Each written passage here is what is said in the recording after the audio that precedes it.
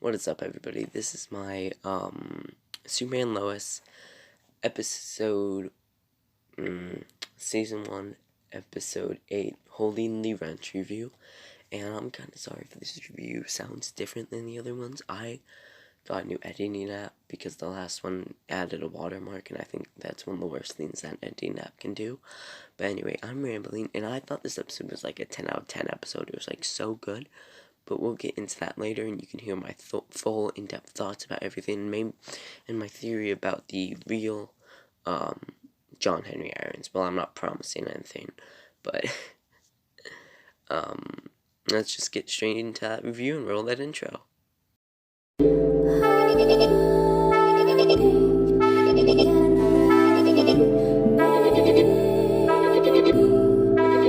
This episode starts off with Lois in therapy, and I actually thought this was a really great way of connecting the episode throughout the whole episode. I don't know what I just said. That did not make any sense to me, but I just really enjoyed that she had therapy, and we learned that the therapist is Sam Lane's friend's wife or whatever. It's complicated, but yeah. The boys are fixing the truck after they smashed into John Henry. And we're going to call John Henry Irons John this review, and we're going to call Jonathan Kent Jonathan.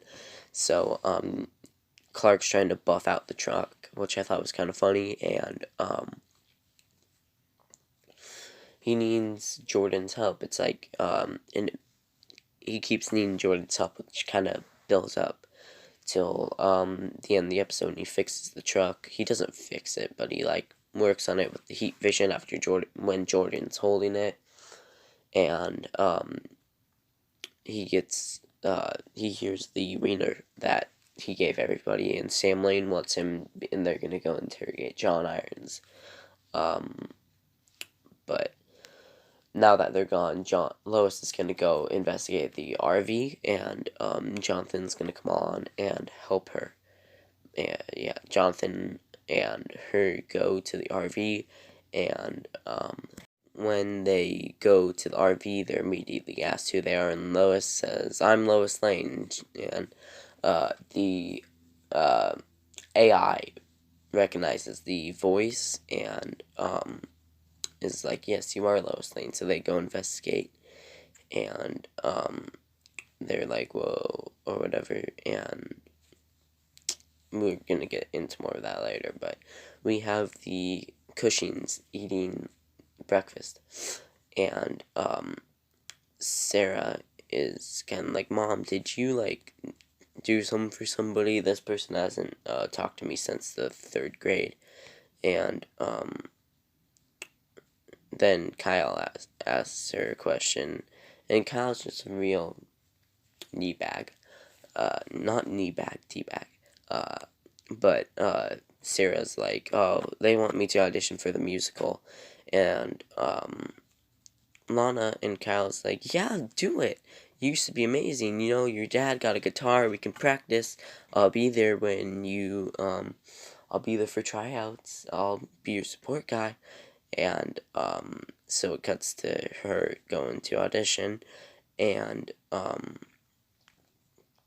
she's really hesitating, and you can see she got the pen there and everything, but, I don't like how they did auditions, man. We'll get into that later, though. Jonathan comes in, not Jonathan, Jordan. Jordan comes in, and he's like, "Hey, well, I didn't know you were a theater kid," and they laugh about it, and Jordan's like, "Oh, I have no room to talk. I used to play piano. I did the whole recital thing and everything." Don't ask me, or I'll have all projectile vomit, or whatever. And you can tell they, Sarah likes Jordan. I don't know if they're gonna become a couple yet, but I feel like sometime they will. But I feel like this episode is planting big seeds. But anyway, we have John Henry Irons in his cell. Yeah, we're just gonna call him John. And John is remembering. He's having flashbacks to the other Earth, which I hope we get an Earth number for. I don't know. That just seals the deal and says, like, yeah, this is an Earth number, or this is an Earth. So then they take John out of the cell and throw him into an interrogation room where Superman is acting like Batman, hiding in the shadows, and that suit is just amazing, man. I love that, man. Especially when we got to see it in the sun at the end of the episode. It looks amazing. But, John Henry Irons is like, why would I talk to you? And, Superman's like, what Earth are you from? Because, John Henry Irons died 6 years ago under mysterious, circumstances. Now, we see John of his Earth getting attacked by Superman while flying into a red and white light. Now, could John Irons be flying into the red and white light on December 10th, 2019 to get rid of Superman? Because it's wiping out a whole Earth. So why wouldn't it kill Superman? Makes sense to me. But John Irons is like, I'm not talking till you get Lois Lane in here, man. So, in John's RV, Lois and Jonathan see the pictures of John from the other Earth, and he was like a football player and a mechanic, and Lois explains the multiverse to Jonathan. This is really the most Arrowverse connected episode we've had so far, with like mentions the multiverse and everything. But Lois discovers that she was John Henry Irons' wife in this other universe, which is kind of awkward. And we see even more photos with them getting married and everything, and yeah, that I don't think Lois liked that, but it cuts back to John and Superman, and John is arguing with Superman, and he looks in the mirror, two-way mirror, and is like, I'm not talking till Lois Lane comes in here. Superman's like, why would Lois Lane want to talk to you? And he's like, she's my world, you took her from me. But anyway, Lois calls Superman on the phone, and they talk real quick, and yeah, that suit looks amazing. Look at that in the sunlight. It's just the chef's kiss. But then Jonathan goes into the RV by himself, and I'm pretty sure this is the scene. I'm sorry if it's not, but yeah, it's not. I don't know why Jonathan's there. But Sarah and Kyle talk and practice. Kyle brings out his guitar, and it cuts before we can see anybody sing, but it's implied that they practiced. Sorry, with the new ending app, you have to hold down the voice record button. My finger fell asleep. But yeah, they were practicing, and Superman is talking to Sam, and then Sam goes into to talk to no, he doesn't. That's later. Jonathan is looking in the RV and finds out about Natalie Irons, and maybe Lois is there at that point. I don't know, but that's not where I got the screenshot from. But Jordan is like, Natalie, you seem pretty cool. I'm sorry I didn't get to meet you. And then he comes across this video where Lois Lane gets killed by Superman while reporting the news, and I don't think that would be good for anybody watching their mom get murdered by their dad. Like, this is in the Flash season 1, but Jonathan goes snooping around, and I thought he was looking for snacks originally. I was like, oh, good move. But then he opens his cabinet, and that's just a really good photo, man. I love the cinematography for this. He opens the cabinet and finds weapons. So the AI device is like, you have 18 seconds to prove who you are. Jonathan Kent is not a registered user. And Jonathan screams for Lois, and then everything shuts, and he's like locked in the van until he can prove authenticity or whatever. So Lois can't do anything, so she calls Superman with the little device thingy, and Clark comes in and rips off the door, and, yeah, Clark comes in and rips off the door. I don't know why I have 10 seconds of this picture. You find that a lot in my reviews if you knew. But, Clark jumps over,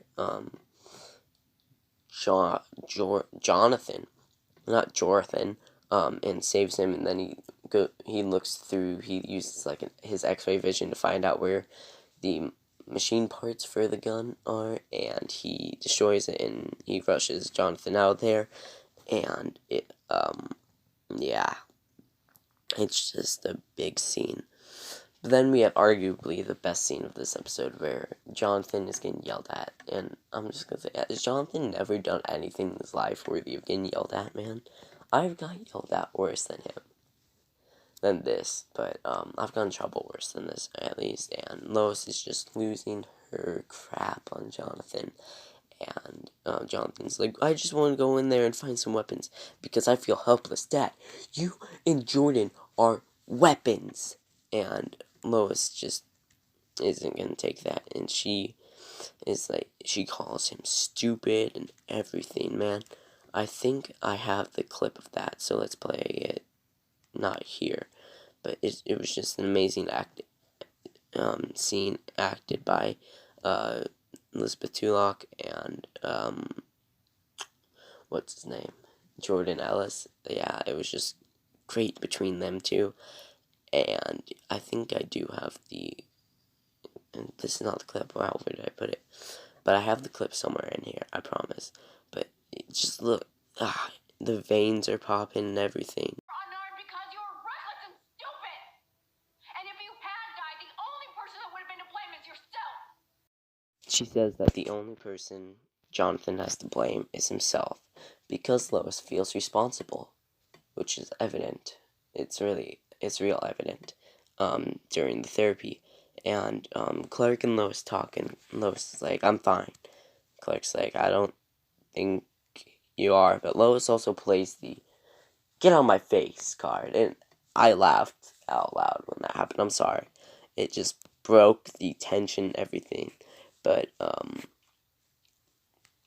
Clark and Lois talk, and I love Clark and Lois' relationship, man. It just feels so natural, like a relationship should. But anyway, Kyle goes to where Lana is working for Morgan Edge, and Kyle is talked to by Leslie Lar. And Leslie is like, well, Morgan Edge is kind of upset that you didn't take his offer. And Kyle's like, I didn't know he wanted me. So then he goes in to talk to Lana, and they have a conversation. Lana's like, Morgan Edge never said he wanted you. Where'd you hear this from, Leslie? Leslie he must be lying, and Kyle's like, why would Leslie lie to me? And Lana's like, I don't know. And it just, Morgan Edge is trying to destroy all the relationships of Smallville, I think, or it's pretty evident. But here's where I was going to talk about it earlier.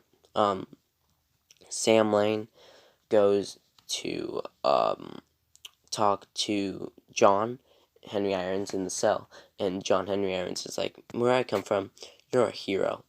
You died defending yourself from Superman. You're a hero and everything. And also, I'm sorry, Bubba Talks just beat me to uploading this review. I just got a notification, man. How? Then we have the full therapy scene, or the rest that we've been seeing off the episode. And the therapist wants to know who it was that she lashed out to, and Lois is like, I lashed out at Jonathan for doing something stupid. He could have died. When you have a child, it's like a piece of your heart is out in the world, and you can't do anything to protect it when you're not around. And the therapist brings up that Lois had a miscarriage, which was a big bomb drop this episode, and it was kind of like, what? And Lois is like, well, I grieved. I took a couple of days off of work. I used my days, and the therapist is like, it's genetic. It wasn't because of you. It wasn't because of Clark. It wasn't because of Jonathan or Jordan. And Lois feels responsible for that miscarriage. And Lois is like, I was so excited to meet Natalie. Natalie was going to be the name. like Natalie Irons, John and Lois's daughter on the other Earth. And this was just great. Elizabeth Tulloch is killing this episode, man. She killed it. But you see how everybody is just up there performing in front of everybody for auditions? That would be awful, man. I do theater and plays for school, and that would have been awful. Like, the anxiety, maybe that's just me. But Jonathan and Jordan come in and talk, and Jonathan's like, man, you're the only one I really have right now. That's just why I'm here. Why do you have flowers? And Jonathan's like, hey, no. Jordan's like, hey, Jonathan's like, you're in the friend zone, dude. But then Sarah comes up to them and is like, do you know where my dad is? And that's just, Sarah's like, I can't do it without him.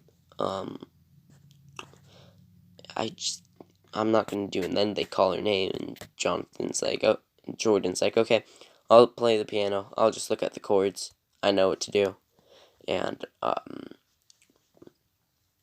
Sarah goes up and sings this little light of mine. Or,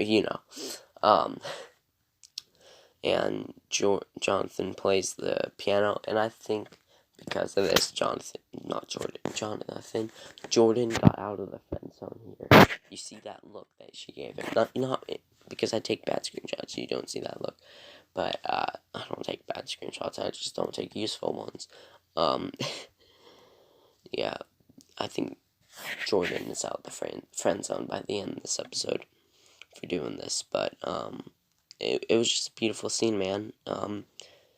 It felt like something that two friends would actually do. It was just beautiful, man.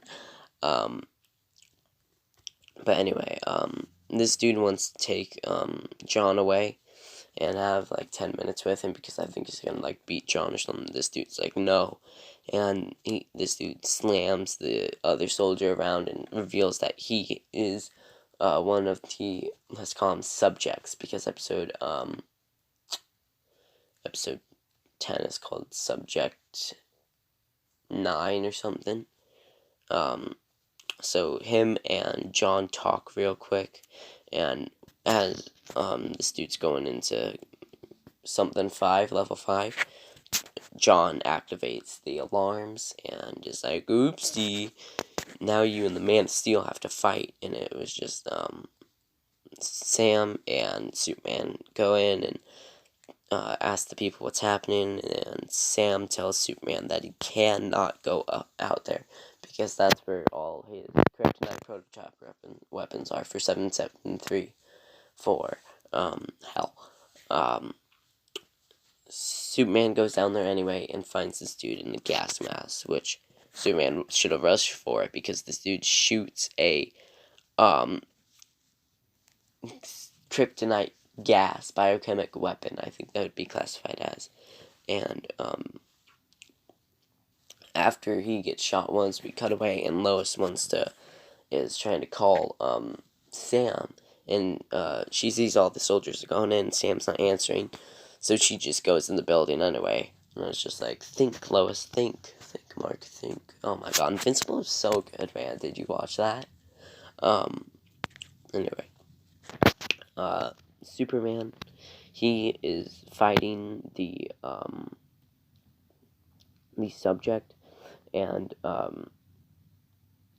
John comes in and like helps Superman real quick, and I think John came in just to find a kryptonite weapon, but which he does by the end of the fight. But this fight, it wasn't the greatest, man. I don't know what you expect by a kryptonite fight, but Lois eventually comes into the DOD and talks to Sam. Yeah, that's it. And this fight was kind of like, do you guys watch The Bad Batch? It was kind of like when in episode 5, I review of that. You can go down the description and hear it. But in episode 5, when Wrecker fights the Rancor, and they're just tired and just hitting each other real soft. But anyway, this dude hits the man when he's down, or the subject is about to kill Superman. So he turns around and gets stabbed by John with a kryptonite spear. And John is so badass right now. He goes, back on my Earth when I killed Kryptonians. This is my favorite weapon to kill him with. And right before he can kill Superman, everybody comes in, and Lois comes in and is like, no! And Lois now is going to try to reason with John. And she's like, John, I know you feel like you messed up. I feel like with your daughter and everything, with me, you want revenge, but this Superman hasn't turned. He will always be good, and I think that's because of Lois Lane, that Superman has Lois Lane. And John, you're gonna kill an innocent man, a hero. So John puts the thing down and he's taken away by the soldiers. And it was a really good speech, by the way, from Lois. But back at the Cushing's house, Tara comes home and sees that Kyle is putting away a bunch of alcohol, and you can tell that. And Kyle was like, "No, I'm sorry, baby, I missed it." You got drunk, fan, because of what Leslie Lar did. I don't think Leslie Lar wanted that to happen, but now Jonathan at the Kent home is looking at John fixing up the RV, and Jordan's like, I don't think Mom would let him stay here if they didn't trust him. So Jordan's like, yeah, whatever. But then Lois comes in, and Lois is like, Jordan, can you please get out? I need to have some time with your brother, or whatever. And this was also one of my favorite scenes. I think these are two of my favorite characters in Superman and Lois. But they talk, and Lois is like, when I was 18 months old, I was pregnant, and we lost the baby. So you can tell you've never heard this before, so I don't like to talk about it, and it was just it was great acting by both of them, and it was just so emotional, and it was just like, Mom, you don't have to reason why to explain. You don't have to reason why you're sorry. You're just my mom. I'll accept your apology always. And you can tell that through Jordan Ellis's how he what am I looking for? How he acted this scene, and it was honestly amazing. In this episode, in my opinion, was a 10 out of 10 episode. It was just great, and I love these two characters, man. Lois says that we are two human individual of a household of gods, or whatever, and that bonds them, and yeah, it was just amazing. But back outside, Lois goes out to John Henry Irons to see what he's doing, and Superman flies down. John Henry Irons doesn't know that Clark is Superman. I didn't. But John and Superman talk, and John's like, I'm free to go, and Superman's like, yep. But he tells Lois that, I want to tell you something, but you're not the one I want to tell you. And John drives off, and he goes into the RV. He doesn't drive off yet, but he's like, hey, ship, change my name. Race Captain Luther's profile. I'm John Henry Irons. And the AI is like, where to now? Where do I plot a course? And John Henry Irons is like, shut off for a while, I'll just drive. So he drives off into the distance, and that ends episode 8. But that was my review for Superman Lois Season 1, Episode 8, Holding the Wrench. I hope you enjoyed it as much as I enjoyed your presence here. And I just want to know if the audio was a little off. If you're watching this right now, can you comment down below? But if you're commenting, why don't you subscribe? And if you enjoyed this, please subscribe. We're on the road to 200 subscribers. And yeah, I would just really appreciate it. leave a like to the video, and if you'd be so kind to go down the description and follow all our socials, man. It would literally be the best thing that you could do to support the channel besides subscribing, liking, and all that crap. But if you got here, comment something like crisis, I don't know. But anyway, I'm running out of time for this review. Stay safe, goodbye, and stay safe.